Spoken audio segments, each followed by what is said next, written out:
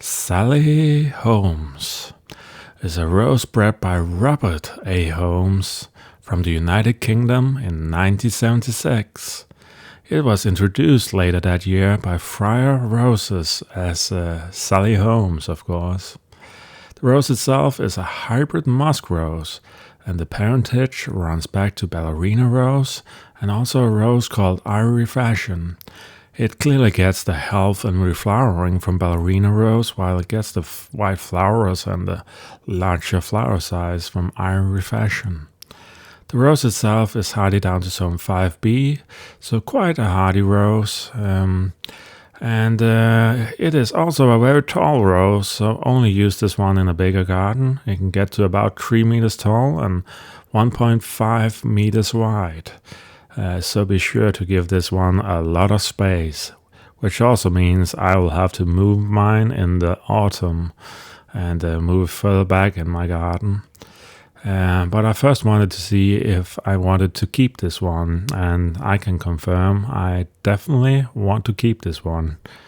And why is that so? Well, it blooms as much as ballerina rose, constant in bloom, nearly always a constant amount of flowers on it. The flowers can get like 5 to 7 centimeters in diameter, very, very wide flowers. They are kind of like apricot when they're in their budding phase. They have this apricot taint to them. But when you see one of these Sally Holmes flowers in this giant cluster, the clusters themselves can be like nearly 30 centimeters across. They get absolutely massive when they form these clusters.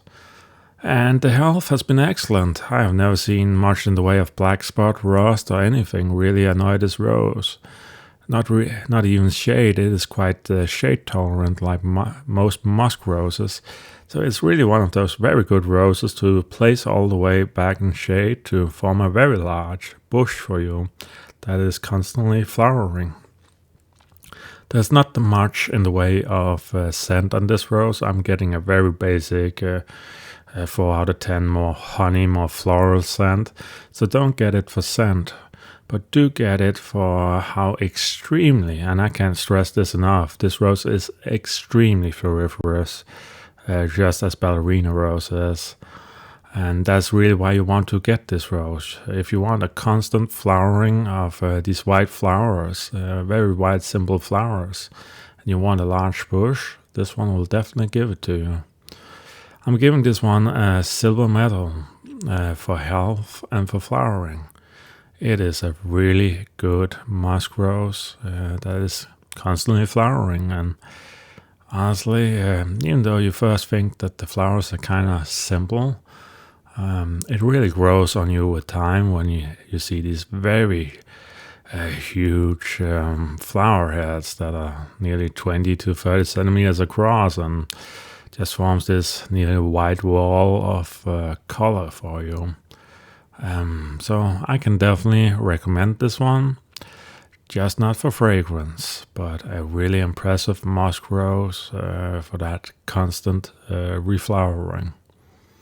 So yeah, that was it for today, guys. And remember, if you want to grow this rose, be sure to stick it all the way at the back. It wants to grow very big. And as I said, I'm planning on moving mine further back in my garden. So take care out there, guys.